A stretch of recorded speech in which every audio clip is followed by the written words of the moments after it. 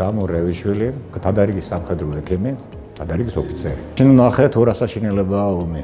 ომის წინ გაჩუმებული ქალაქი, დადუმებული, სადაც არავინ არ იცის, კუჩაში ბავშვები არ თამაშობენ. ყველა გაურკვეველი მოლოდის დაიღუპება, ვინ გადარჩება.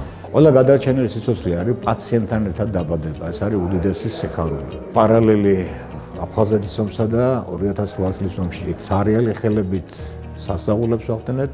აქაც ხდებოდა სასწაულები, რომ სრულად აღჭურვილი, სრულად უზრუნველყოფილი საბრძოლო ოპერაციებში გადიოდნენ მედიკოსები, ასრულებდნენ ურთულეს ოპერაციულ მკურნალობას. ხაზი მინდა გაუსვა თვითონ აფხაზეთში მყოფი მედპერსონალის გმირობის ამბავს. არაერთი გადარჩენილი სიცოცხლეა მათ მხრივ. არაერთი ადამიანი თვითონ უშუალოდ ოპერაციების დროს დაიღუპა.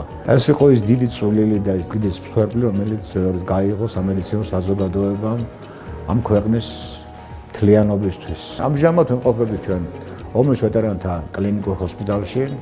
ამ ჰოსპიტალმა მეორე სიცოცხლე შეიძინა ვეტერანთა საქმეების სახელმწიფო სამსახურის და მისი უშუალო ხელმძღვანელის გენერალ კობა კობოლაძის დამსახურებით და დღესდღეობით წარმოადგენს ქალაქში ერთ-ერთ საუკეთესო კლინიკას. 30 მარტი გახლავთ ექიმების საერთაშორისო დღე. ყველა კოლეგას მინდა მეულოცო 30 მარტი და მშვიდობა უსურვო საქართველოს. მშვიდობა მინდა გისურვო თქვენ ახალგაზრდებს. დღევანდელ სამყაროში უდიდესი ფასეულობას წარმოადგენს სიმშვიდე, მშვიდგარემაში მუშაობა და ხვალინდელ დღეზე ზრუნვა.